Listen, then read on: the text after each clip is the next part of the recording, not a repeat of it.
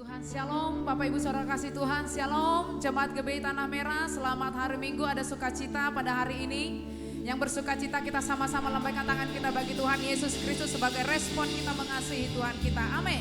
Puji nama Tuhan. Baik Bapak Ibu Saudara kasih Tuhan, kita siapkan hati kita akan menyembah Tuhan. Dan bagi Bapak Ibu yang masih posisinya terlalu di belakang ya, supaya kursi-kursi yang ada di depan ini diisi terlebih dahulu, supaya saudara-saudara kita yang akan menyusul dari rumahnya bisa mengisi kursi yang kosong di belakang ya. Tolong diisi kursi yang di depan ini dulu ya Bapak Ibu, tolong kerjasamanya. Haleluya. Ayo silakan dong maju lagi ya ke depan ya, diisi kursi yang kosong yang ada di depan. Ya, puji Tuhan. Baik, mari kita satukan hati kita. Kita berdoa terlebih dahulu di hadirat Tuhan.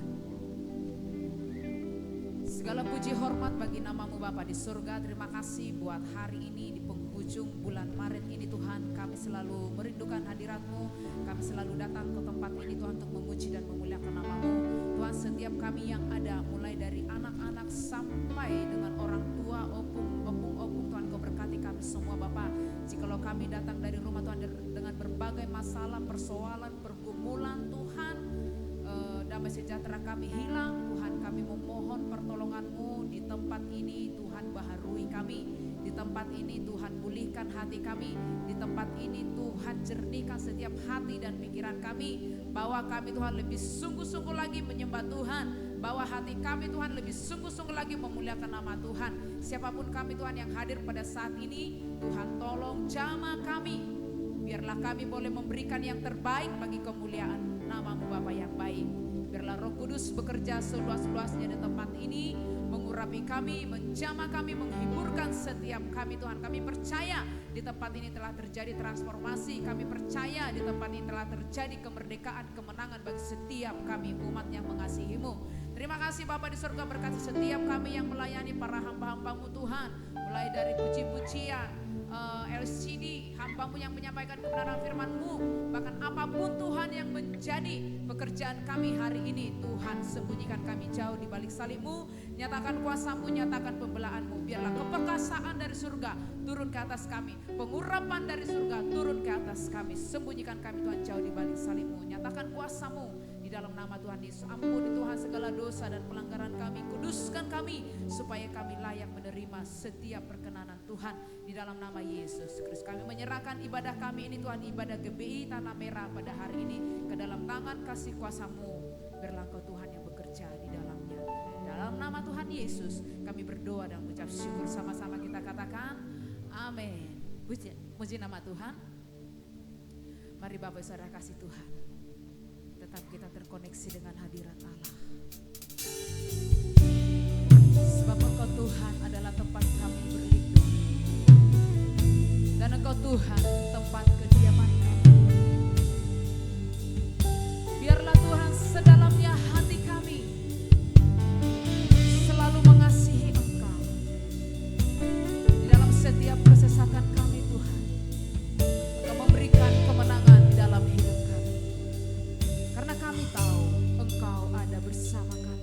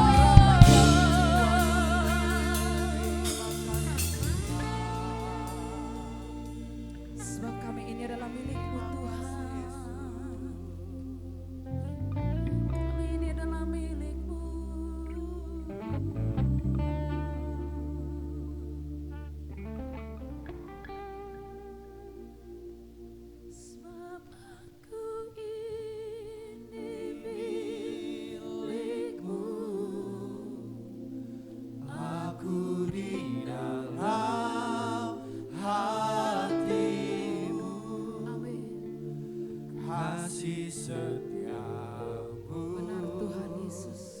Yang menghidupkan aku. Lebih sungguh lagi katakan, sebab aku ini milik-Mu. Sebab aku ini milik-Mu. Aku pertahankan hidupku. Kasih setiamu. Yes. Kerjakanlah Lebih dalam lagi katakan, sebab aku ini milik-Mu. sebab aku Sebab kami milik-Mu Tuhan. aku di dalam Amin, hatimu. amin. Yes, amin. Kasih setiamu yang menghidupkan aku. Oh, sebab ku ini milik-Mu. Sebab aku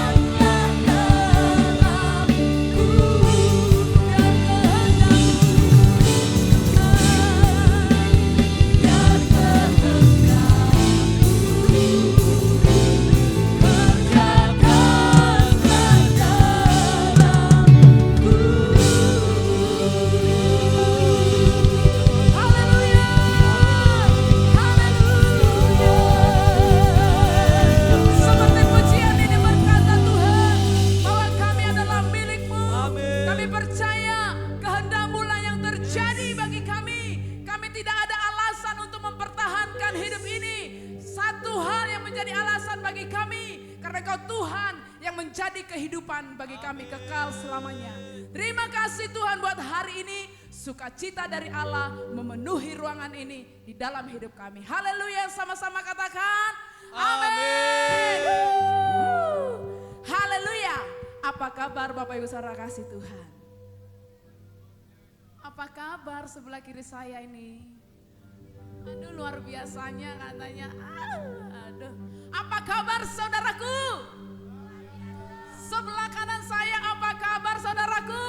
Luar biasa. Kalau luar biasa kasih tosnya dong kiri kanannya. Haleluya.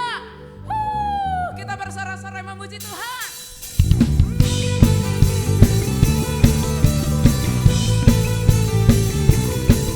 Kita sama adalah orang yang diberkati Tuhan. Katakan amin. Haleluya. Kasih setiamu nyata bagiku. Amin. Hikmat kebajikan tersedia bagiku.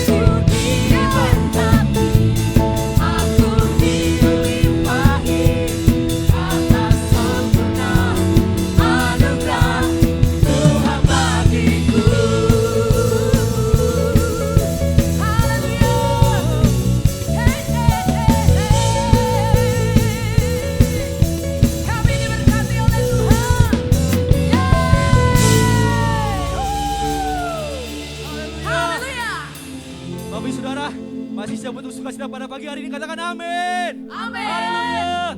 Kusorakan haleluya. Here we go.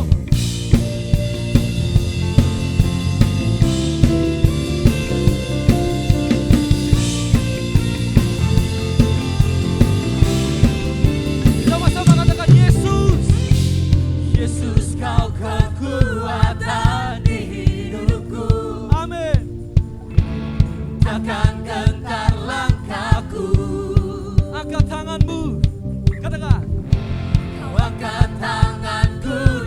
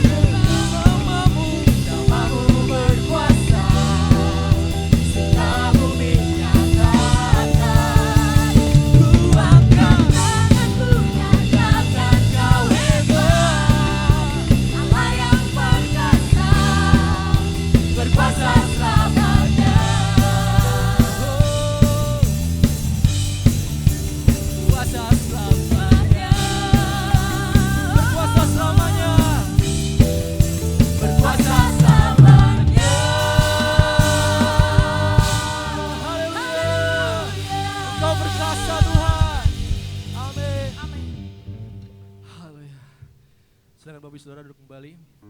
Kita tetap di hadirat Tuhan. Kita hidup karena semua kemurahan Tuhan, katakan amin.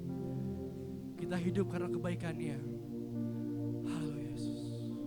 Kami mau menyembah-Mu sekali lagi Bapak.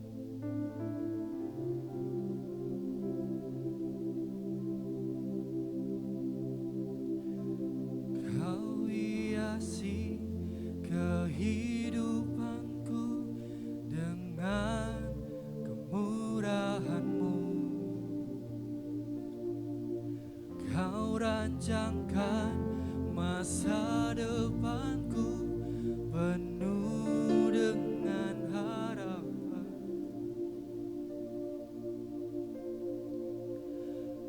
Aku ada saat ini, semuanya karena kasih-Mu.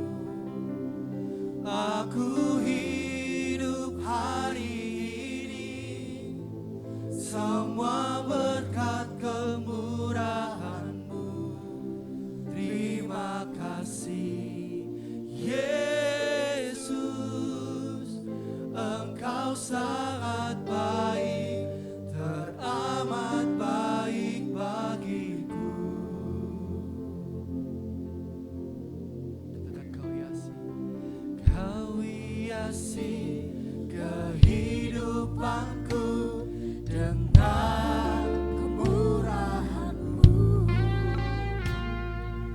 Kau rancangkan masa depanku penuh dengan harapan. Sekali lagi nyanyikan dari awal.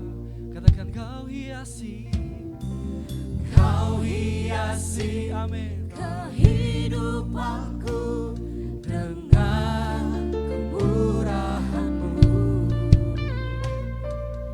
Kau rancangkan masa depanku penuh dengan harapan.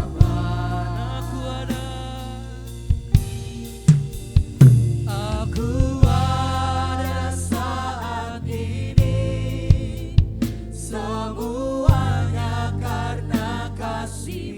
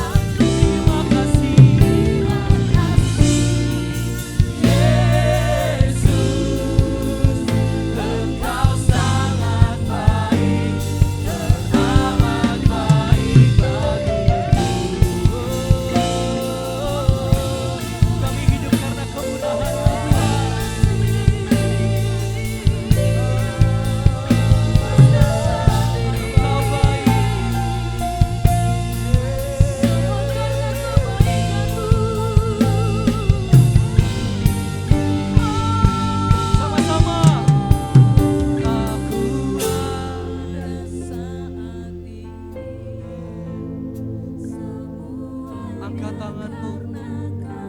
Sembah Dia. Aku hidup hari ini semua berkat kemurahan. Katakan terima kasih. Terima kasih Yesus, Engkau sangat baik, Teramat baik bagiku. Aku ada saat ini. semuanya karena kasih. Semua Aku hidup hari ini semua berkat kemurahan. katakan terima kasih. Terima kasih Yesus, Engkau sangat baik, teramat baik. Ada saat ini. Amin. Semuanya karena kasih. Aku hidup. Aku hidup hari ini semua berkat kemurahan-Mu. Terima kasih Yesus, Engkau sangat baik, teramat baik bagiku. Mari bawa sembah syukur buat Tuhan. Engkau sangat baik, teramat baik. Katakan terima kasih. Yesus, Engkau sangat baik, teramat baik bagiku. Kami bersyukur. Kami bersyukur.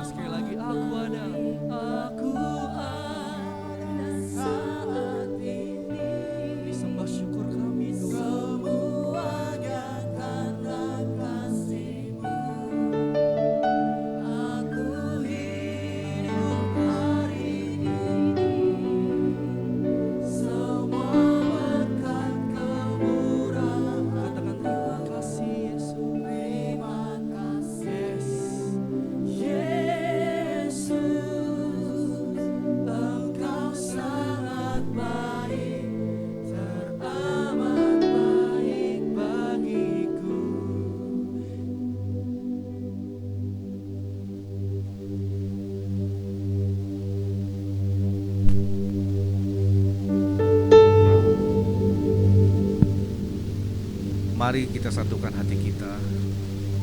Kita berdoa. Bapa yang maha baik, terima kasih Tuhan, karena Engkau baik dan sangat baik Tuhan bagi kami. Pagi yang indah ini Tuhan, Kau izinkan kami untuk beribadah dan mengangkat puji-pujian penyembahan, praise and worship. Terima kasih Bapa, Engkau memberikan kelegaan hati bagi kami Tuhan. Bapa yang baik, kami siap untuk mendengarkan firman. Kami siap untuk mendengarkan keinginan-Mu Tuhan. Biarlah Engkau sampaikan itu melalui hamba-Mu yang terbatas ini. Damai sejahtera Allah yang melampaui segala akal, itulah yang memelihara hati dan pikiran saudara dan saya di dalam Yesus Kristus Tuhan, Juru Selamat kita. Saudara dan saya yang siap untuk mendengarkan firman Tuhan, saya undang kita sama-sama katakan amin. Berikan kemuliaan bagi Tuhan. Shalom. Apa kabarnya Bapak Ibu jemaat yang dikasih Tuhan? Luar biasa. Kita baru saja mengangkat puji-pujian penyembahan. Apakah ada berkat melimpah kepada kita semua? Kalau ada, berikan salam kanan kiri saudara, belakang kanan, samping kiri saudara. Berkat bagi Tuhan untuk kita semua.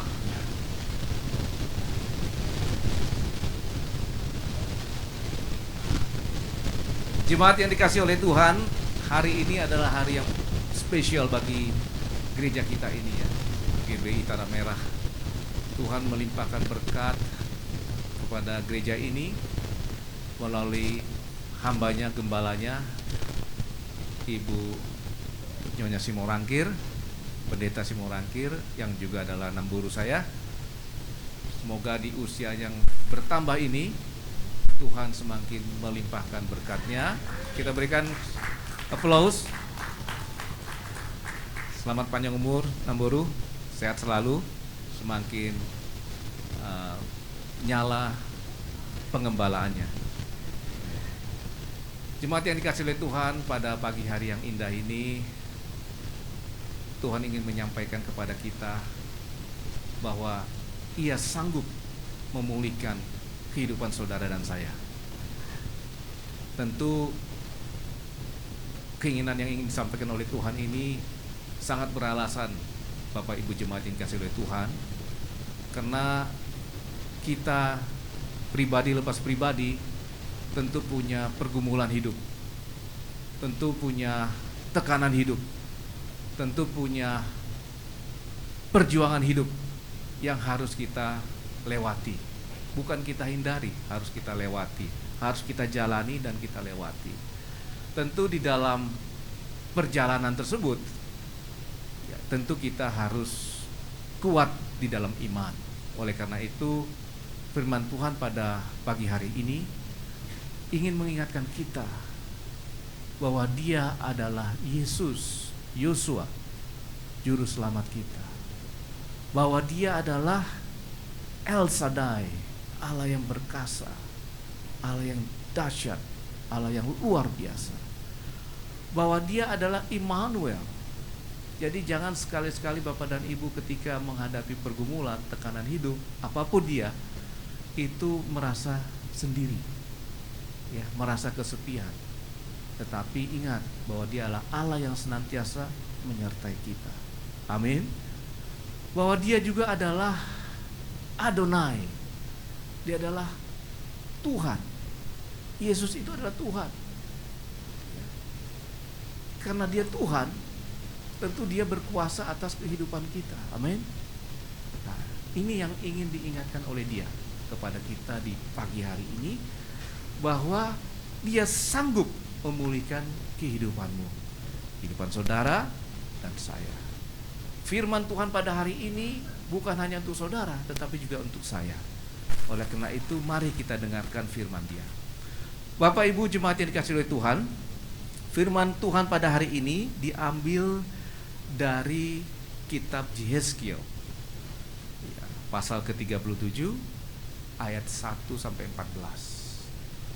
Sebelum saya membacakan firman Tuhan ini, saya sedikit ingin menjelaskan background dari kitab ini atau perikop yang akan kita bahas pada pagi hari ini, yang ingin Tuhan sampaikan melalui kita semua. Jadi firman Tuhan ya disampaikan kepada Nabi Yehezkiel. Nabi Yehezkiel ini hidup kurang lebih 600 tahun sebelum Yesus lahir. Ya. Dan di zaman dia itu hidup, mungkin jemaat sudah kenal Daniel. Ya, dia tokoh Alkitab yang sangat terkenal ya di Perjanjian Lama. Juga pada zaman dia hidup nabi besar yang namanya Nabi Yeremia. Di zaman dia juga hidup Nabi Habakuk. Dan para nabi yang hidup di dalam Perjanjian Lama ini memang dibutuhkan Allah untuk menjadi juru bicara dia. Jadi Allah menyampaikan apa keinginannya kepada umat pilihannya, yaitu bangsa Israel, itu melalui nabi-nabinya. Nabi-nabi besar seperti Yesaya, Yeremia, ya. Kemudian ada juga nabi-nabi kecil seperti Yehezkiel, Nabi Amos, Nabi Habakuk.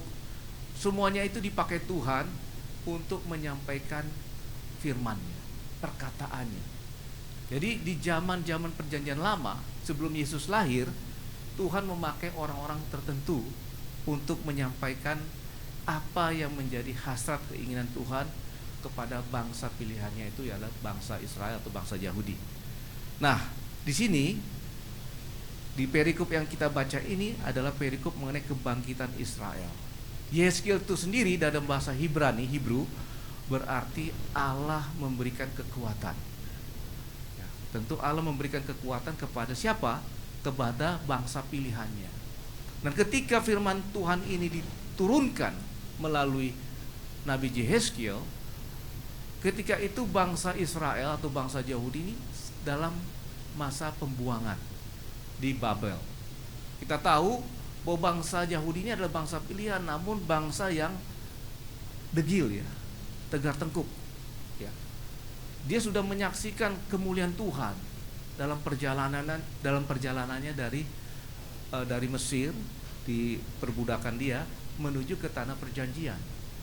Kemudian dia begitu melihat kedahsyatan Tuhan, kehebatan Tuhan, kemuliaan Tuhan. Ya, tetapi mereka tetap degil. Ingat waktu zamannya Harun, Imam Agung yang pertama, apa yang mereka lakukan? Mereka menyembah anak sapi emas. Ya, itu membuat Tuhan marah. Ya. Dan banyak lagi mujizat Tuhan yang Tuhan tunjukkan, di mana katakan Musa membelah laut menjadi dua. Yosua pun demikian ketika hendak memasuki tanah perjanjian. Tetapi tetap aja mereka degil dan tegar dan tengkuk, jauh dari hadirat Tuhan, melanggar hukum Taurat ya, melanggar 10 perintah Tuhan. Itu yang mereka lakukan. Semakin mereka jauh dari Tuhan, semakin banyak persoalan hidup yang mereka hadapi ya, sampai pada puncaknya ya, Hakim Samuel itu diperhadapkan oleh tuntutan-tuntutan dari tetua-tetua bangsa Israel yang meminta supaya mereka tidak lagi dipimpin Tuhan langsung, tetapi dipimpin oleh seorang raja seperti bangsa-bangsa lainnya. Ini membuat Tuhan kesal juga ya, tetapi ya sudahlah, Tuhan ikuti keinginan bangsa pilihannya ini ya. Apa akhirnya Tuhan menunjuk Saul sebagai rajanya. Ya, kemudian Saul ingkar dari perintah Tuhan sehingga dia tidak diurapi lagi, pindah ke Raja Daud. Raja Daud pindah ke Raja Salomo. Semuanya berbuat dosa, semuanya jauh dari kehendak Tuhan. Baik Raja Daud yang dikasihinya maupun Raja Salomo yang kita kenal sebagai raja yang paling bijak ya di dunia pada saat itu pun melakukan pengingkaran jauh dari kehendak Tuhan, sampai bangsa itu akhirnya terpecah dua. Kerajaannya terpecah dua di zaman Rehabeam, putranya Raja Salomo. Ya, pecah dua, Rehabeam megang kerajaan Yehuda yang di selatan, sedangkan kerajaan yang di utara, Israel utara, dipegang oleh Raja Jerobeam.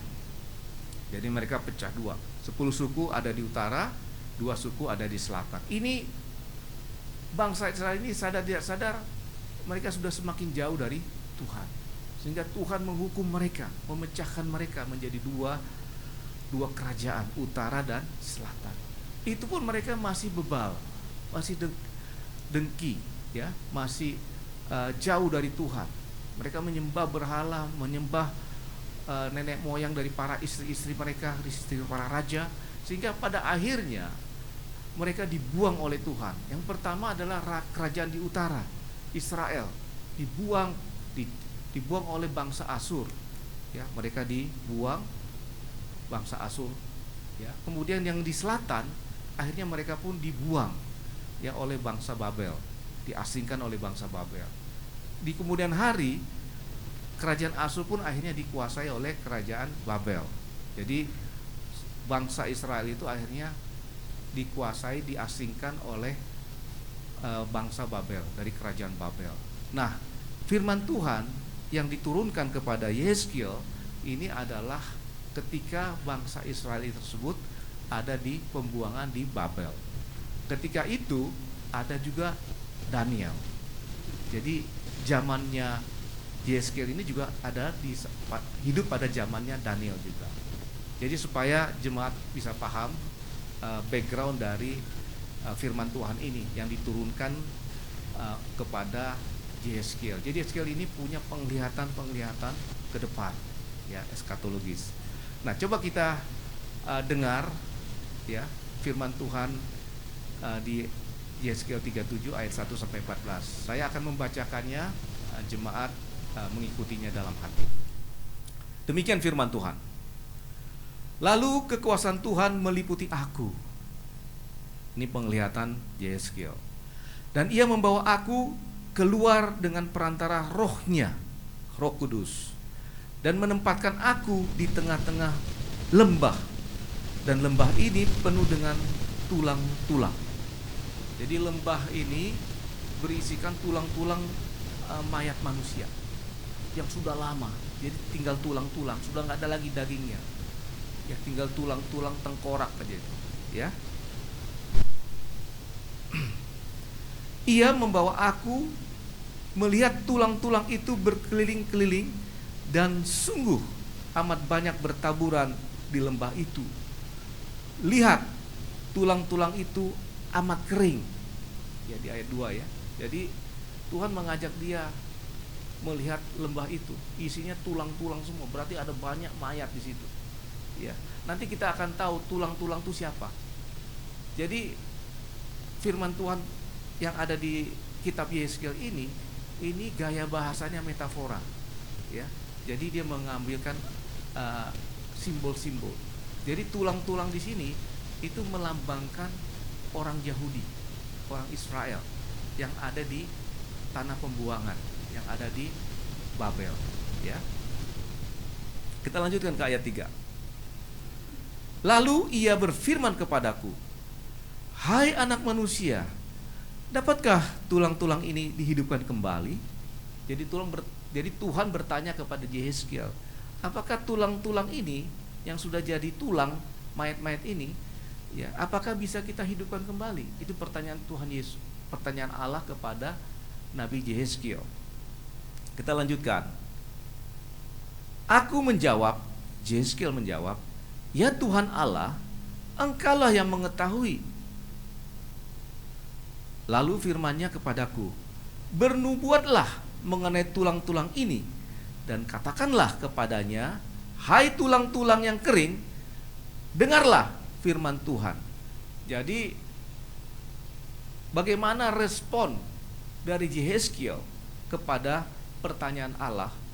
Dia mengatakan, ya Tuhan Allah, Engkaulah yang mengetahui.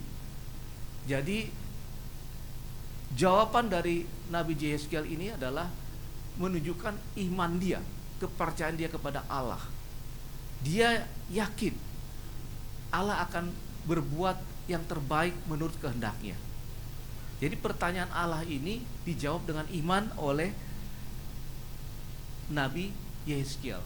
Kalau dia secara logika akan mengatakan tidak mungkin tulang-tulang yang ada itu bisa hidup kembali. Kan udah selesai.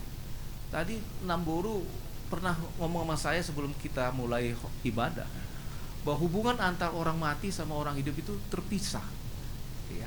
Jadi mungkin Yeskiel kalau dia menjawab secara manusia, logika, dia akan menjawab tidak mungkin.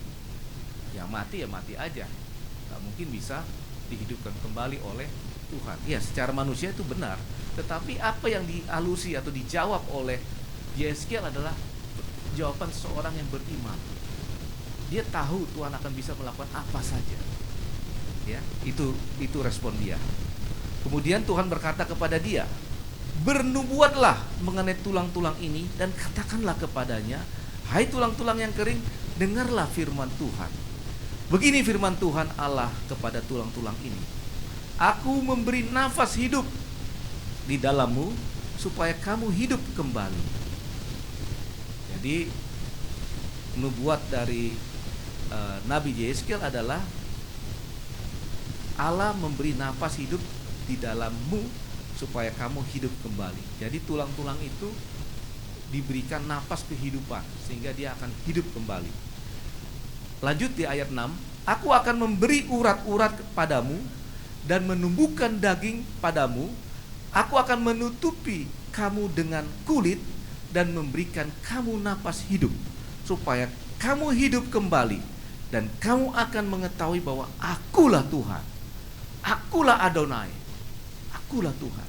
Jadi kalau akulah Tuhan, aku bisa melakukan apa saja. Amin. Jadi jangan engkau membatasi ya sesuatu di dunia ini ya dengan keterbatasan logika manusia. Ya, logika Tuhan itu di luar logika manusia. Ya, jadi jangan kita mengartikan eksistensi Allah itu sebatas logika kita. Nah, ini yang dimaksud di ayat 6, ya.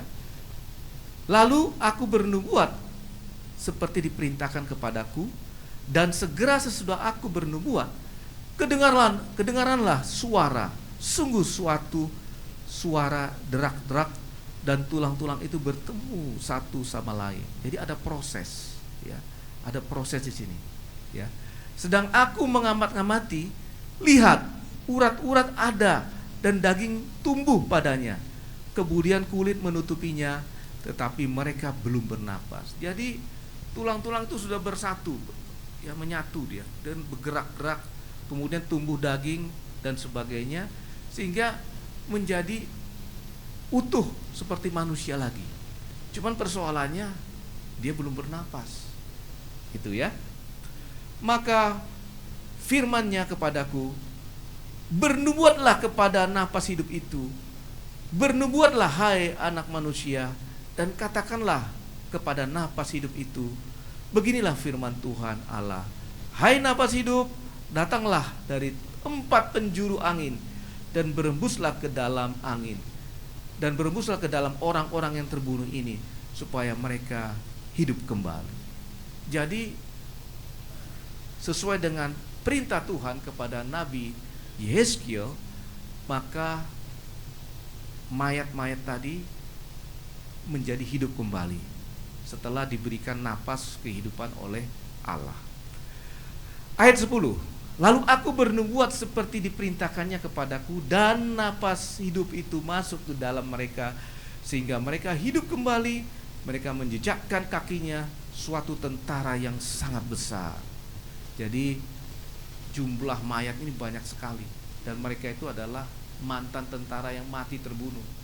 Ya, dengan peristiwa ini mereka dihidupkan kembali. Firman-Nya kepadaku, hai anak manusia, tulang-tulang ini adalah seluruh kaum Israel. Ya, sungguh mereka sendiri mengatakan, tulang-tulang kami sudah menjadi kering, dan pengharapan kami sudah lenyap, kami sudah hilang. Oleh sebab itu, bernubuatlah dan katakanlah kepada mereka bangsa Israel, beginilah firman Tuhan Allah, sungguh aku membuka kubur-kuburmu dan membangkitkan kamu, hai umatku, dari dalamnya, dan aku akan membawa kamu ke tanah Israel. Dan kamu akan mengetahui bahwa akulah Tuhan pada saat aku membuka kubur-kuburmu dan membangkitkan kamu, hai umatku, dari dalamnya. Aku akan memberikan rohku ke dalammu sehingga kamu hidup kembali, dan aku akan membiarkan kamu tinggal di tanahmu, dan kamu akan mengetahui bahwa aku Tuhan yang mengatakannya dan membuatnya. Demikian firman Tuhan. Jemaat yang dikasihi oleh Tuhan, firman Tuhan yang disampaikan kepada Nabi Yeskiel melalui penglihatannya ini memberikan pesan teologis kepada kita. Apa yang Tuhan ingin katakan melalui firman-Nya ini kepada kita semua? Pertama, Tuhan ingin menjelaskan kepada kita bahwa Dia memiliki otoritas di dalam kehidupan dan kematian kita. Amin. Jadi otoritas kehidupan dan kematian itu ada pada Dia. Ya. Kalau kita sudah tahu bahwa Dia adalah pemilik otoritas atas kehidupan kita dan kematian kita, tentu kita sudah tahu ya bahwa Dia sesungguhnya adalah Allah kita, Adonai, ya.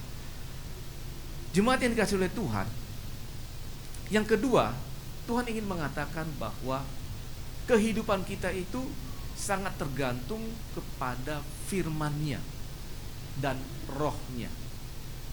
Dalam Perjanjian Baru, roh-Nya ini yang kita kenal dengan sebutan Roh Kudus, ya.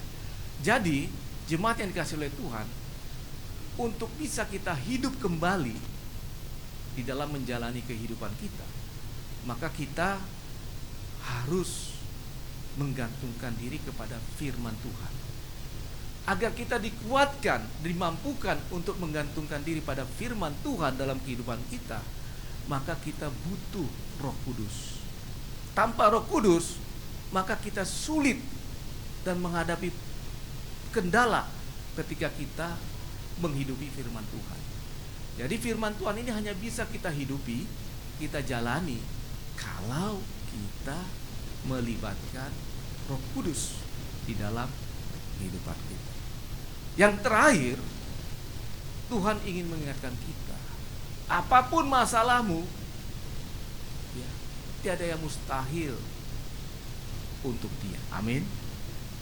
Nah, ini adalah pesan teologis yang disampaikan melalui pembacaan firman Tuhan pada pagi hari ini, yang dinubuatkan melalui penglihatan dari Nabi Yeskiel.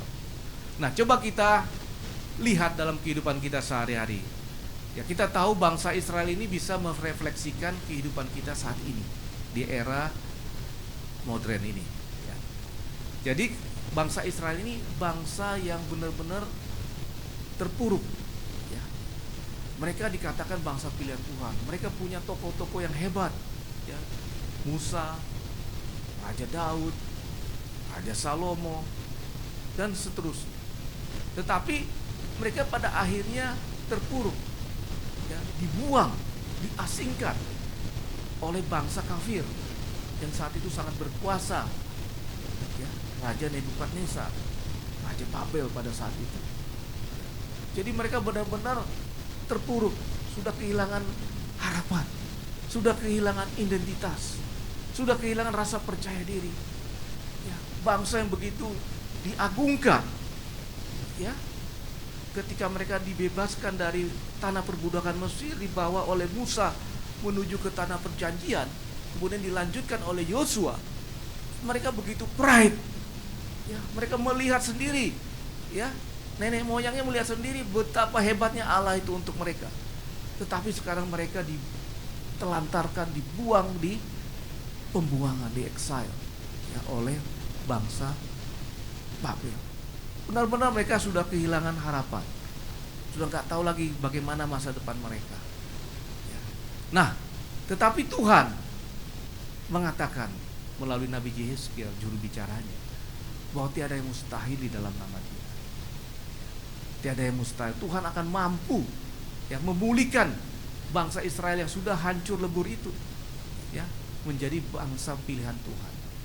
Itu adalah janji Tuhan kepada mereka, sepanjang mereka apa? Sepanjang mereka mengandalkan Tuhan, sepanjang mereka menghidupi firman Tuhan. Ini yang Tuhan inginkan melalui Nabi Yeskel untuk disampaikan kepada bangsa Israel. Dan ini juga berlaku bagi kita semua. Coba slide-nya dilanjutkan ya. Jemaat yang dikasihi oleh Tuhan. Ya. Kita hidup di kota Jakarta. Ya, slide sebelumnya. Kita hidup di kota Jakarta, tentu kita punya problema masing-masing. Ada problema misalnya masalah rumah tangga. Masalah rumah tangga ini sangat kompleks. Masalah ekonomi, ya, masalah harmonisasi antara istri dan suami. Yang ketiga masalah anak-anak. Ya. Kadang-kadang cobaan, tekanan hidup, pergumulan hidup itu kita hadapi seputar itu. Ya. Ada satu peristiwa, ya, masalah ekonomi, membayar kontrakan aja susah. Baru-baru ini ada di jemaat di satu gereja, ya, suami istri punya 2 anak. Istrinya yang selama ini yang bekerja mencari uang, sedangkan suaminya ini sudah lama gak bekerja. Si tugasnya hanya membantu istrinya bekerja. Tapi apa yang terjadi? Berapa waktu yang lalu istrinya meninggal karena sakit kompleks ya. Macam-macam penyakit, ada ginjal dan sebagainya, gula dan seterusnya, sehingga akhirnya meninggal, dikuburkan kira-kira 2 minggu yang lalu. Timbul persoalan, selama ini rumah tangga itu mengandalkan istrinya yang bekerja, sedangkan sang suami hanya supporting, dia nggak bekerja, hanya membantu istrinya. Anaknya 2 yang masih sekolah. Lantas si suami bingung, apa yang harus kulakukan? Kan selama ini dia hanya mengandalkan istrinya untuk bekerja. Gereja datang memberikan penghiburan dan juga memberikan sumbangan. Setelah itu bagaimana? Ini pergumulan bagi si bapak itu. Ya. Istri saya cerita ke saya, gimana Pak ini? Kebetulan marga Manurung. Ya. Saya bilang, ya mah, mana ya? Di Mazmur juga dikatakan, di Amsal pun dikatakan, orang yang kalau kita mau makan harus bekerja. Memang Amang ini ada sakitnya? Enggak, sehat dia. Ya, ada persoalan mental kan. Oke, gini aja mah. Ya, aku coba bantu ya. Yang penting dia mau nggak tukang-tukang. Ya, rawat-rawat taman kita, ya, bersih-bersihkan genteng dan sebagainya. Ya, kasih makan ikan. Ya, setengah hari aja lah dia kerja. Ya, sekian kita kasih bulanannya. Itu bisa kita bantu. Dia mesti kerja. Kalau nggak kerja nggak bisa.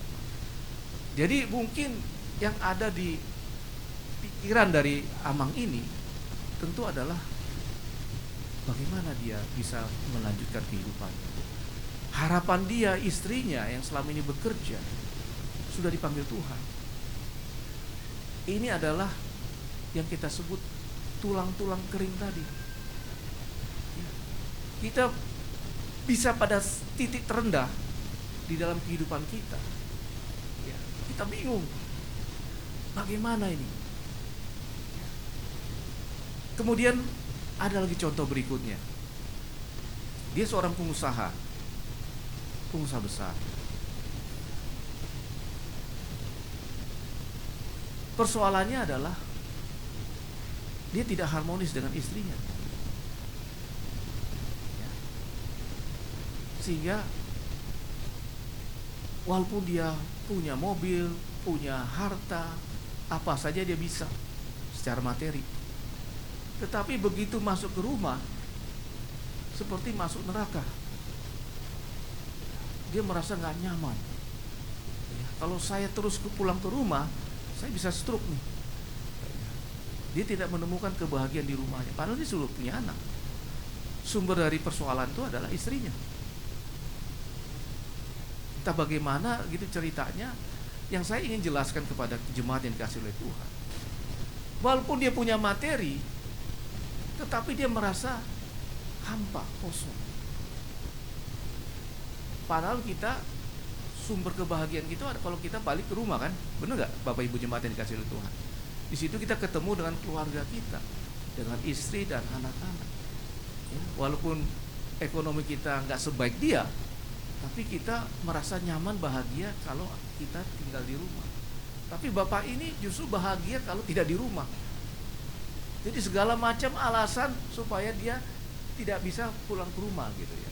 Apakah dia dinas luar kota, luar negeri, ya, dia lakukan itu untuk tidak ketemu istrinya. Dan istrinya pun nyaman-nyaman aja dia tidak pulang. That's a problem. Inilah kehidupan. Apa yang dia alami si pengusaha tadi, itulah yang disimbolkan sebagai tulang-tulang yang kering. Dia punya materi tapi kosong hatinya, rohaninya kosong. Ya, ini yang terjadi. Kemudian yang berikutnya, ada suatu keluarga, suami istri bekerja. Suaminya karirnya bagus, istrinya lebih bagus lagi. Jadi ini kalau dilihat dari luar, wah ini keluarga yang luar biasa ini. Ya.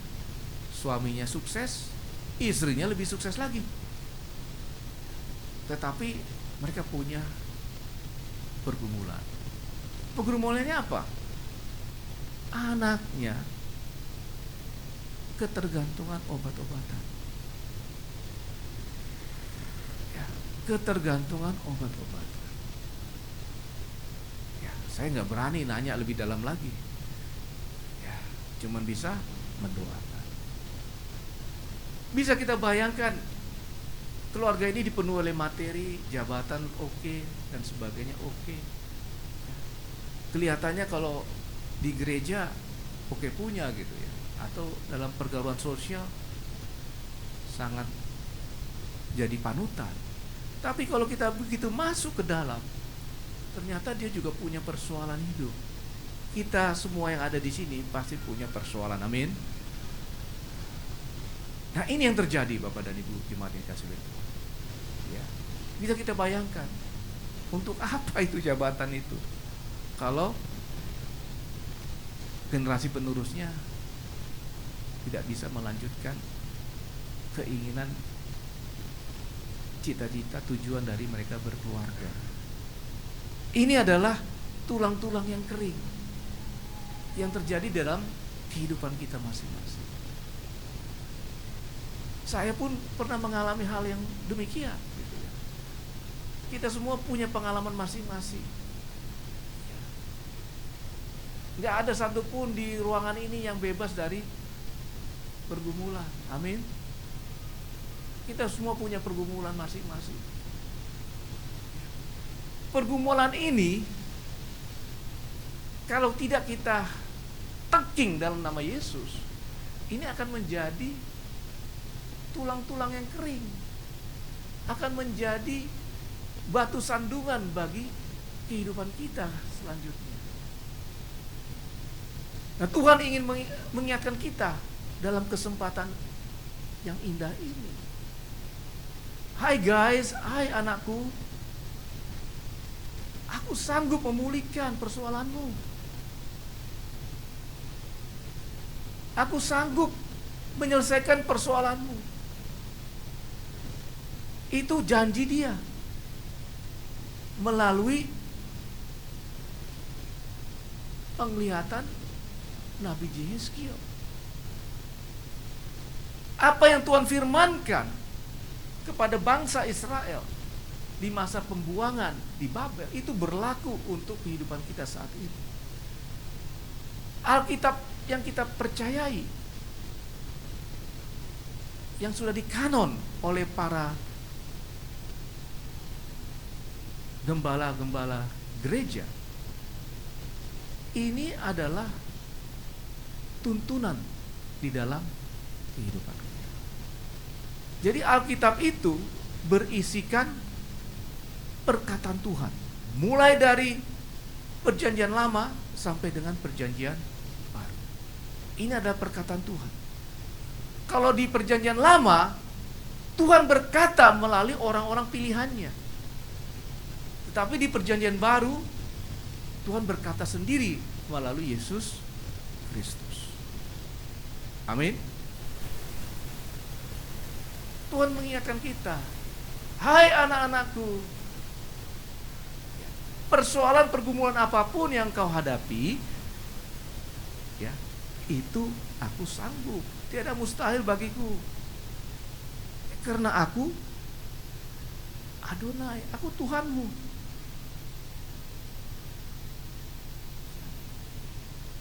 Aku berjanji menyertai engkau, Immanuel. Dan aku El Shaddai, Allah yang dahsyat. Aku Jehovah Rafa. Aku sanggup memulihkan engkau. Kenapa engkau khawatir? Kenapa kau lari ke sana ke sini? Bukan lari ke aku. Ini yang Tuhan ingin ingatkan kepada kita semua. Bahwa Tuhan yang kita percayai, Yesus Kristus, itu Tuhan yang luar biasa. Dia amat baik, teramat baik bagiku. Amin. Itu yang kita lakukan tadi, present worship kita. Oke, coba kita lihat beberapa tokoh Alkitab yang dipulihkan oleh Tuhan. Ya. Pertama Ayub. Coba kita sekilas ya merenungkan profil dari Ayub. Siapa Ayub ini? Ayub ini orang kaya dan orang yang sangat taat kepada Allah. Ya. Keluarga yang perfect. Punya anak, pria, wanita. Ya. Punya istri yang cantik. Kekayaannya luar biasa. Ya. Untuk saat ini saya belum menemukan orang kaya seperti Ayub. Ya. Belum menemukan ya. Untuk saat ini ya. Ayub memang contoh yang sangat sempurna di Alkitab. Saking sempurnanya dia, iblis, setan cemburu. Datang ke Allah. God, Ayub itu kan anak yang kau banggakan. Iya, kenapa? Ya terang aja dia setia taat sama engkau karena dia berkecukupan, sangat berlimpah. Coba kita uji. Oke, silakan kau uji, kata Tuhan. Tapi satu, tidak boleh kau cabut nyawanya. Oke. Datanglah pergumulan-pergumulan hidup yang luar biasa beratnya dihadapi oleh Ayub ini. Bahkan teman-temannya sesama pengusaha mengejek, menghina dia. Kau sudah begini masih memuji Tuhan. Guys, pakai logikamu dong. Tapi apa katanya? Aku tetap percaya pada dia. Sampai puncaknya anaknya hilang, mati ya. Kemudian istrinya meninggalkan dia, bahkan menghujat dia. Untuk apa kau sembah dia lagi? Kau sudah korengan. Tubuhmu tinggal tulang tok. Enggak ada lagi dagingmu. Udah korengan, urapan, sudah kusta, kulitmu udah begini. Aku aja udah jijik lihat kau. Tetapi dia tetap percaya kepada Tuhan. Dia tidak pernah menyalahkan Tuhan atas pergumulan yang dia hadapi. Ini Ayub. Apa yang Tuhan berikan kepada dia? karena ketaatan dia, karena iman dia. Tuhan mengembalikan semua, istrinya dikembalikan, istri yang baru maksudnya ya. Bukan yang lama. Yang lama sudah pergi. Sudah lau doh anak asing. Anaknya sudah dikuburkan. Tuhan berikan yang baru. Anak yang baru, istri yang baik. Anak yang ganteng-ganteng, yang cantik-cantik. Bahkan asetnya dikembalikan 2 kali. Itulah Tuhan kita. Ya, setiap pergumulan yang kita hadapi, Tuhan sediakan berkat di belakang itu. Amin. Percaya nggak? Saya pernah ngalaminya juga. Aset saya ludes. Tuhan kembalikan 2 kali. Amin. Itu saya alami. Ya, jabatan saya dinaikin. Nah, ketika kita menghadapi pergumulan, ya, Tuhan minta kita serahkan kepada Dia. Karena janji Tuhan, ya, di dalam Yesaya 41 ayat 10, ya, bahwa Tuhan akan menyertai kita. Tuhan akan menolong kita. Tuhan akan meneguhkan kita.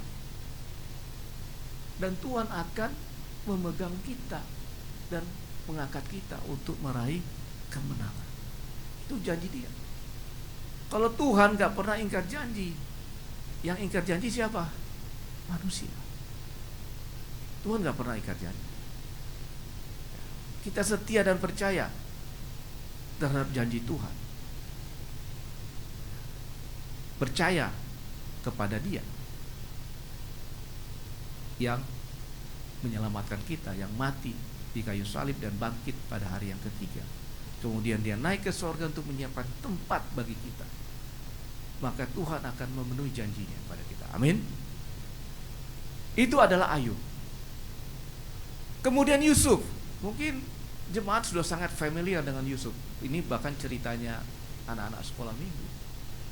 Tetapi kaitannya dengan firman Tuhan pada hari ini, Yusuf yang dibuang oleh saudara-saudaranya, kemudian dijual kepada bangsa Ismail, kemudian dia difitnah oleh tante Potifar, ya, tante Potifar lah kita bilang ya. Kemudian dia dipenjarakan sampai pada akhirnya dia menjadi Perdana Menteri, ya, kerajaan Mesir, ya, Mangkubumi atau Perdana Menteri. Orang kepercayaan Firaun, tangan kanannya, orang nomor 2 di Mesir pada saat itu. Kalau kita runtut ceritanya, ya, Yusuf kenapa diberkati sampai dia menjadi Mangkubumi atau Perdana Menteri di kerajaan Mesir? Karena dia tetap setia dan taat mendengarkan perkataan Tuhan. Amin. Kalau kita dengar, ya, cerita-cerita mengenai Yusuf di Alkitab, dia tetap menyerahkan hidupnya kepada Tuhan. Tuhan memakai dia untuk yang lebih besar. Tuhan memakai dia untuk memberkati bukan bangsa Mesir saja, tetapi juga bangsa Israel. Juga kepada saudara-saudaranya yang membuang dia. Dia menjadi berkat bagi semua orang. Inilah Tuhan kalau bekerja tidak pernah setengah-setengah. Amin. Kalau Tuhan bekerja bukan hanya mentransformasi diri kita saja, tetapi Dia juga mentransformasi keluarga kita. Amin. Itulah Tuhan. Cara Dia bekerja berbeda dengan apa yang kita pikirkan. Kemudian kita lanjut tokoh yang berikutnya, Daud. Siapa yang gak kenal Daud? Daud ini adalah orang yang sangat diberkati Tuhan. Tuhan memakai Daud untuk menunjukkan kemuliaan dia. Ya, dengan apa? Dengan menumbangkan, membunuh Goliat. Ya. Kan ibaratnya Daud itu anak remaja. Goliat itu adalah panglima perang Filistin yang tingginya ajubile, mungkin setinggi ini kali ya. Daud ini setinggi saya lah. Ya, saya kan mukanya kayak Daud juga ya. Ya, Goliat itu segini gedenya. Ya. Dia pakai peralatan perang yang lengkap. Sedangkan Daud dia pakai ketapel. Secara logika nggak mungkin lah kalau kita taruhan jemaat memilih saya. Percaya nggak? Wah, kalau sotung talu itan non, lo mah ibarat tak pilit katanya kan. Tetapi itulah Tuhan. Tuhan ingin menunjukkan kemuliaannya melalui Daud. Amin. Dan tidak tertutup kemungkinan Tuhan juga ingin menunjukkan kemuliaannya melalui saudara dan saya yang ada di sini. Amin. Tetapi Daud, walaupun Tuhan sudah menunjukkan mujizat di dalam panjang kehidupan dia, tetapi dia tetap aja jatuh ke dalam dosa. Si Daud ini songonak ke bawah di soma, dalam nandang di soma, maksudnya yang di luar, ya. Mau lo membereng boru-boru, ya, nggak bisa mengendalikan diri. Bukan di sini maksud saya, di luar. Ya. Sana sini ya, di luar nih, Namboru ya. Jadi dilihat dialah si Betseba ini. Waduh. Ya. Nggak bisa mengendalikan diri. Jahatnya dia selingkuhi itu wanita. Padahal dia sudah mengalami perjumpaan dengan Tuhan. Ketika dia mengalahkan Goliat itu kan dia mengalami perjumpaan dengan Tuhan. Tapi tetap aja dia jatuh ke dalam dosa. Karena dia masih kedagingan. Bukan hanya menyelingkuhi Betseba, suaminya pun dibunuh sama dia. Jahat banget nih si David ini.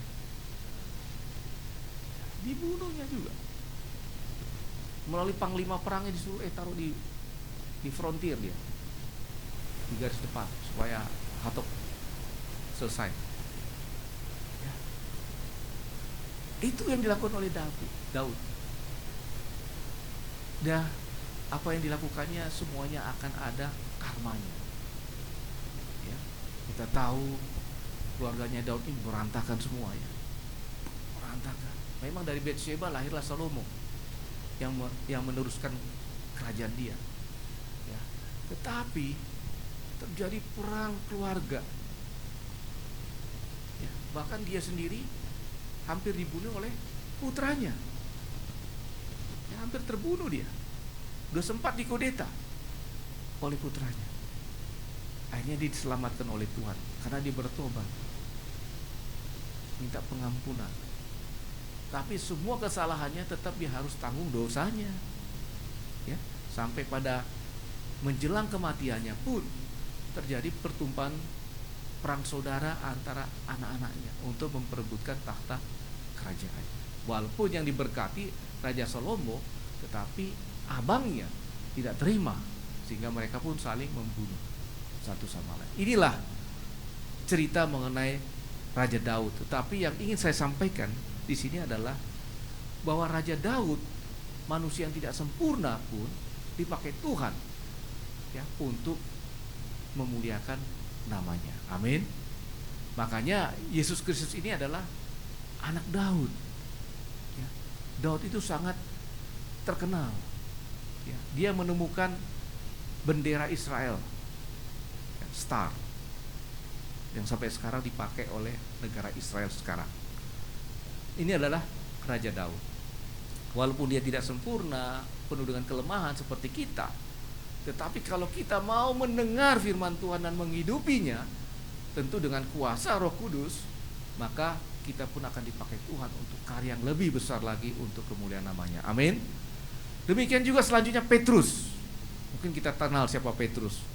Ya, ini rasul yang dikasih oleh Tuhan, salah satu rasul yang dikasih oleh Tuhan.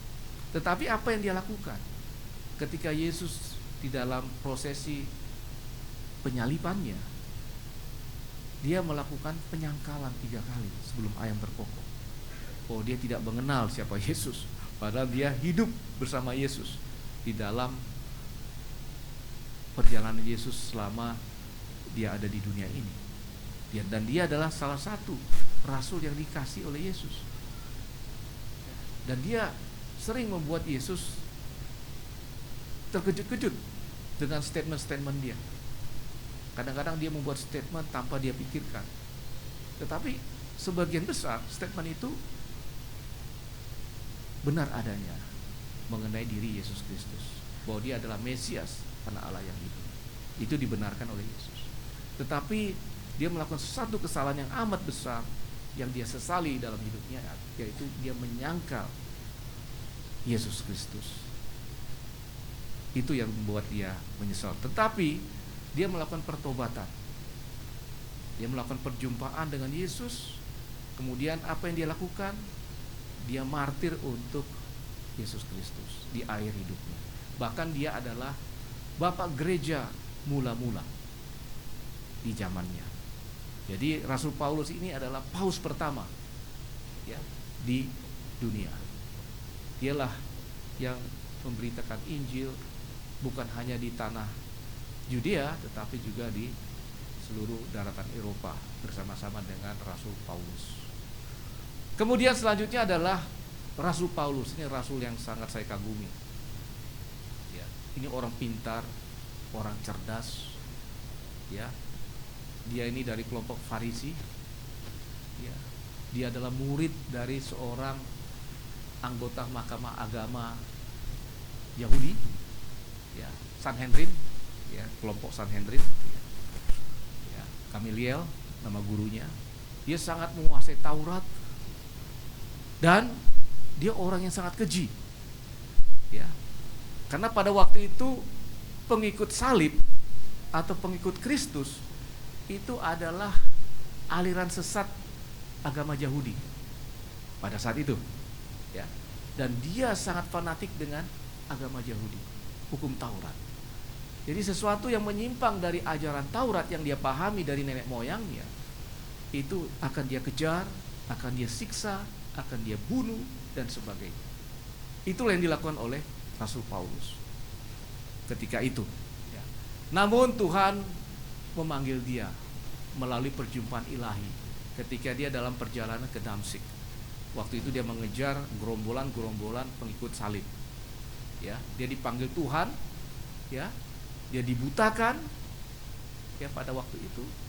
Kemudian dia dimelekkan matanya oleh Nabi Ananias, dan disitulah dia bertobat. Karena pada saat dia buta, Tuhan bertanya kepada dia,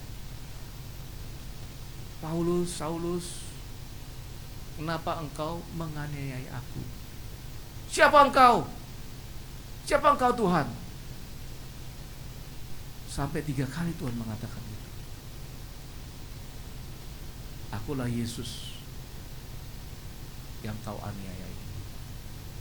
Sejak perjumpaan ilahi tadi, perjumpaan supranatural tadi, dia berbalik 180 derajat. Dari pembenci Kristus, pembunuh, penganiaya, pengikut Kristus, dia menjadi orang yang pertama ya menjadi tameng untuk Yesus Kristus. Amin. Inilah Rasul Paulus. Dan luar biasanya lagi, dia menggunakan pengetahuannya untuk menuliskan 13 kitab di Perjanjian Baru. Surat-surat dia kepada jemaat-jemaat dia. Bahkan dialah pendiri jemaat Kristen di Antioquia yang pertama. Dialah menulis 13 kitab yang ada di Perjanjian Baru ini. Dia sangat luar biasa orang. Dan dia meletakkan dogma-dogma gereja ya, yang sekarang kita ikuti sampai saat ini. Inilah Rasul Paulus, dipakai Tuhan. Walaupun dia orang yang sangat kejam, orang yang bertolak belakang, berseberangan dengan Yesus, tetapi dipakai Yesus untuk kemuliaan nama Yesus. Amin. Ini pun bisa berlaku untuk kita semua. Apa yang terjadi dalam Alkitab yang dialami oleh tokoh-tokoh Perjanjian Lama maupun Perjanjian Baru, itu pun bisa terjadi di dalam kehidupan kita sehari. Tuhan bisa pakai kita untuk menjadi alatnya untuk memuliakan namanya dalam kehidupan kita. Amin. Tuhan juga bisa pakai kita, ya, menjadi kehidupan kita ini menjadi surat yang terbuka, ya, menjadi kemuliaan bagi nama Tuhan. Yang penting apa? Yang penting kita percaya. Percaya kepada firman Tuhan. Kalau kita percaya kepada firman Tuhan, konsekuensinya apa? Kalau kita percaya kepada firman Tuhan, konsekuensinya pertama, kita mampu untuk mengendalikan diri kita. Kita bisa menyalipkan kedagingan kita. Itu artinya. Ya. Kenapa ini yang pertama? Karena Bapak Ibu jemaat dikasih oleh Tuhan, musuh kita yang paling berat itu adalah diri kita. Musuh kita yang paling berat itu adalah diri kita. Ya. Terkadang kita nggak tahu diri kita. Ya. Kita hanya tahu keinginan kita. Kita tidak pernah tahu dan tidak pernah peduli apa yang menjadi kebutuhan kita. Kita sangat peduli dengan apa yang menjadi keinginan kita. Itu problem. Jadi ada gap antara keinginan dan kebutuhan. Ini yang membuat kita jatuh ke dalam dosa. Kita tidak pernah bersyukur, mensyukuri, ya, apa yang kita punya pada hari ini. Kita lupa mensyukurinya. Saya sering mengalami itu, Bapak dan Ibu jemaat dikasih oleh Tuhan. Sebagai manusia kita punya ambisi, ya. Ini yang berbahaya kalau ambisi nggak bisa kita kendalikan. Sehingga hidup kita ini selalu tidak pernah bersyukur. Ya, sudah punya rumah, sudah punya mobil, punya istri yang cantik, punya anak-anak yang baik-baik, yang hebat-hebat. Dia pernah bersyukur, selalu melihat ke depan, ke depan, ke depan. Ada satu keluarga, dia sangat kalau kita secara manusia sangat diberkati, ya, punya istri yang baik, punya anak-anak yang pintar-pintar, yang baik-baik, yang sudah mandiri lah begitu, ya. Tetapi dia takut akan hari esok. Dia sangat mengendalikan keuangannya, ya, menyimpan harta-hartanya sangat tertib, disiplin, ya. Bahkan untung dia sebelum dipanggil Tuhan masih sempat ke Israel. Masih sempat ke Israel. Padahal kalau dia mau tiap bulan bisa ke Israel. Ya. Tapi karena dia takut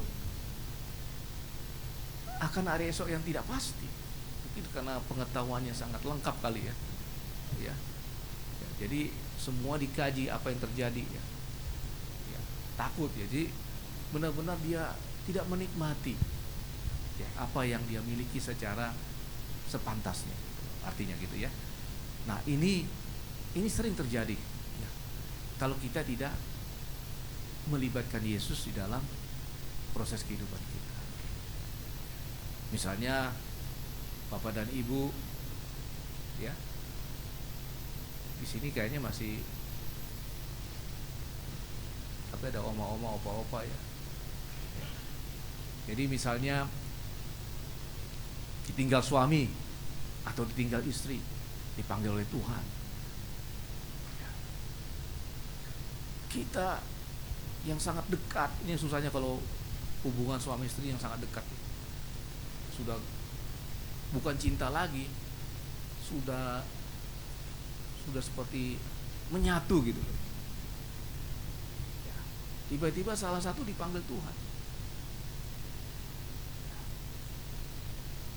Nah, ini menimbulkan pergumulan. Belum bisa menerima ya, kenyataan itu misalnya. Nah memang ini perlu Tuhan campur tangan ya. Kenapa?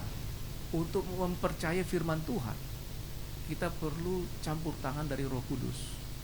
Karena kita ini domba. Kita ini domba loh Bapak dan Ibu. Makanya di Alkitab dianalogkan, dimetaforakan, manusia itu adalah domba. Domba itu adalah makhluk yang lemah ya. Kita boleh larut di dalam kesedihan, tapi ingat bahwa Dia menyertai kita. Amin. Dia Immanuel. Dia tidak pernah membiarkan kita sendirian dalam menghadapi pergumulan hidup kita. Amin. Itulah Dia, Allah yang luar biasa, Allah yang baik dan teramat baik. Amin. Jemaat yang dikasihi oleh Tuhan, saya mau mengangkat satu cerita ya, yang mungkin bisa menjadi mungkin kita bisa ambil ke slide Nick Vujicic ya, silakan. Nick Vujicic ini orang Australia ya, dan dia ini mungkin jemaat sudah memahami dia, sudah mengenal dia. Dia seorang penginjil ya. Tetapi sebelum dia menjadi seorang penginjil yang terkenal ya, dia sudah berkeliling lebih dari 70 negara ya, memberkati banyak orang. Kalau kita lihat sekarang, wah dia luar biasa banget, sangat diberkati. Tetapi kalau kita lihat ke belakang, bagaimana Tuhan memproses dia, kita akan semakin admire sama dia, semakin kagum sama dia. Ya. Jadi Nick Vujicic lahir dalam keadaan nggak punya tangan, nggak punya kaki. Tahun 1982 di Melbourne. Dia lahir, mamanya aja kaget, loh, nggak ada tangan, nggak ada kaki, mau ditinggalin sama mamanya, ya, mau ditinggalin, ya. Entah kenapa mamanya itu dikuatkan oleh Roh Kudus, karena Roh Kudus yang bekerja, mamanya mau kembali lagi mempertanggungjawabkan anaknya, mengurus dan membesarkan anaknya. Itu karena kuasa Roh Kudus, Bapak dan Ibu jemaat dikasihi oleh Tuhan. Kalau secara logika, aduh, ini beban ini, nggak punya tangan, nggak punya kaki. Dia nangis, mungkin kalau normal kita, aduh, puku, cucuku atau anakku gitu ya. Tapi kalau tangannya puntung, kakinya puntung, aduh. Mamanya sempat memutuskan untuk meninggalkan dia dan tidak bertanggung jawab. Tapi akhirnya mamanya balik lagi dan mengambil anak ini, anaknya, dan membesarkan anaknya. Ini dari sisi mamanya. Mamanya sempat mau menolak. Nah anaknya setelah umurnya semakin dewasa, 10-15 tahun dan seterusnya, pada usia 10 tahun anaknya sudah mempertanyakan keadilan kepada Tuhan. Tuhan, kenapa kau ciptakan aku seperti ini? Gak adil. Kenapa yang lain kau berikan tubuh yang lengkap, sedangkan aku tangan gak punya dua-dua, kaki pun demikian. Dan pada usia sekitar 12 tahun, dia punya niat untuk menghabisi hidupnya. Sini gini,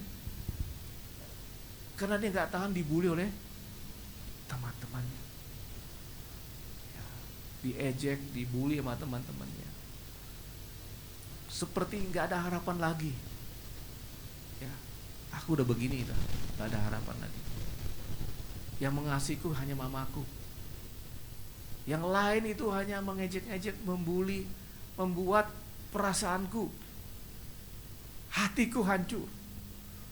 Ingat jemaat dikasihi oleh Tuhan, kita ini terdiri dari 3 bagian. Ya. Roh, kita ini masing-masing punya roh. Jiwa, pikiran dan perasaan kita, itu jiwa kita. Dan tubuh. Yang sementara ini adalah tubuh. Ini akan jadi bangkai kembali ke tanah. Ya. Jiwa dan roh kita, inilah yang akan menghadapi penghakiman di kedatangannya yang kedua kali. Yang menggerakkan tubuh ini adalah jiwa kita. Ya. Jadi Nick mengalami perjumpaan dengan Allah, dengan Tuhan Yesus. Disinilah dia diubahkan. Disinilah dia mengalami transformasi. Dari manusia lama menjadi manusia baru. Yang ditransformasi apanya? Jiwanya. Tuhan mentransformasi jiwa. Kalau tubuhnya enggak, ya tetap aja enggak punya kaki, enggak punya tangan. Tapi Tuhan transformasi, Tuhan ubahkan jiwa, pikiran dan hatinya Tuhan ubah. Sehingga dia bisa menerima keadaan dia seperti itu. Dan Tuhan pakai untuk memberkati orang-orang yang normal seperti saudara dan saya. Amin. Dia memberkati. Dia memberkati kita yang normal oleh dia yang cacat. Itulah Tuhan, cara Tuhan bekerja. Tuhan bekerja tidak pernah setengah-setengah. Dia akan tuntas menyelesaikan pekerjaan. Tetapi ingat, cara kerja Tuhan itu berbeda dengan cara kerja yang ada di pikiran kita. Tuhan itu bekerja itu bertahap, berproses. Seperti tulang-tulang tadi. Tulang-tulang tadi itu dihidupkan, tidak langsung hidup. Tapi dikumpulkan tulang-tulang itu membentuk kerangka manusia. Setelah itu Tuhan menumbuhkan urat-urat supaya nyambung itu tulang-tulang tadi. Ya, kemudian Tuhan menumbuhkan daging-daging dalam tulang-tulang tadi menjadi utuh seperti manusia. Baru Tuhan memberikan nafas kehidupan. Jadi Tuhan kalau bekerja memulihkan kehidupan kita tidak tuntas, tidak langsung, tetapi berproses. Ketika Tuhan memulihkan hidup saya, itu juga berproses 4 tahun. 4 tahun saya harus menunggu. Dan saya menyaksikan luar biasanya Tuhan memproses hidup saya. Itulah Tuhan. Amin. Berikan kemuliaan bagi Dia. Saya undang pemusik untuk tampil ke depan untuk sebelum saya tutup. Jadi jemaat yang dikasih oleh Tuhan, kita yang hidup di era modern, yang hidup pikuk di kota Jakarta, di Bandung, Surabaya, Semarang, Medan, Makassar, tentu kita menghadapi problema kehidupan. Di satu titik kehidupan kita bisa saja mengalami seperti tulang-tulang yang kering. Tetapi Tuhan mengatakan, walaupun engkau bagaikan tulang-tulang yang kering, aku sanggup memulihkan kehidupan. Amin. Demikian firman Tuhan pada pagi menjelang siang hari ini. Kiranya Tuhan memberikan berkat dan sukacita kepada saudara dan saya, terutama kepada namburu saya, gembala gereja ini. Sebelum saya tutup dengan doa, kita nyanyikan satu lagu yang sangat saya kagumi, Bapa yang Kekal. Bisa ya?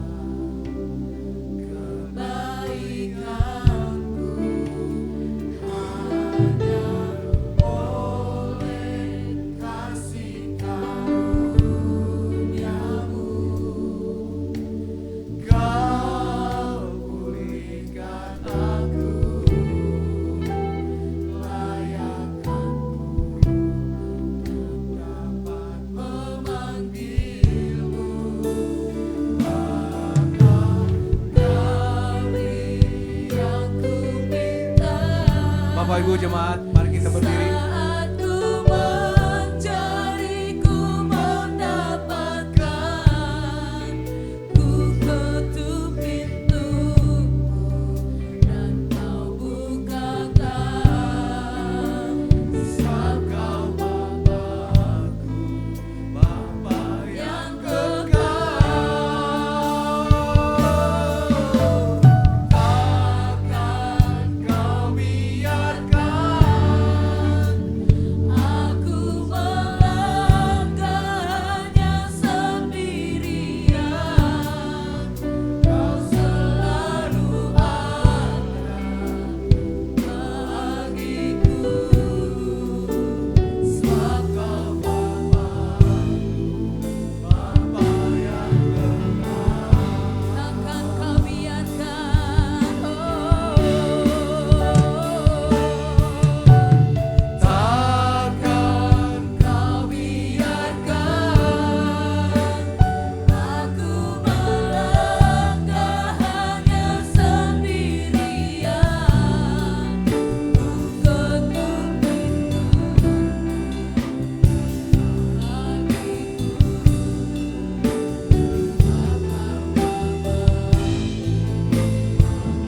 yang takkan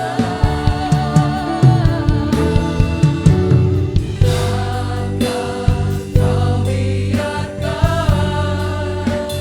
aku melangkah hanya sendirian. Kau selalu bagiku. Sebab kau Bapa-Ku, Bapa yang sebab kau Bapa-Ku, sebab kau Bapa-Ku, Bapa yang kau Bapa-Ku, sebab kau Bapa-Ku, Bapa yang kekal.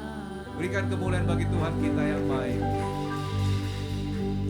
Mari kita satukan hati kita, kita berdoa.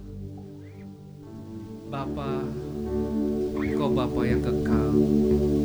Engkau Bapa yang sangat baik dan teramat baik bagiku Tuhan, bagi kami Tuhan. Terima kasih Bapa, kami telah mendengarkan firman-Mu. Kami telah mendengarkan perkataan-Mu. Telah Kau sampaikan keinginan-Mu Tuhan kepada kami melalui hamba-Mu ini. Terima kasih Bapa. Kami siap untuk menjadi pelaku firman-Mu Tuhan. Bapa, temani kami di dalam tiap langkah kehidupan kami Bapa. Engkau adalah Immanuel. Bapa, setiap pergumulan hidup kami Tuhan, biarlah Engkau kuatkan kami Tuhan. Perbarui jiwa kami Tuhan, sehingga kami dapat merasakan apa yang Kau inginkan dalam hidup kami Tuhan. Pakai hidup kami Tuhan menjadi surat yang terbuka untuk kemuliaan nama-Mu Tuhan. Bapa yang Maha Baik, terima kasih atas firman-Mu Tuhan. Bapa, kami juga berdoa untuk Ibu Gembala gereja ini Tuhan.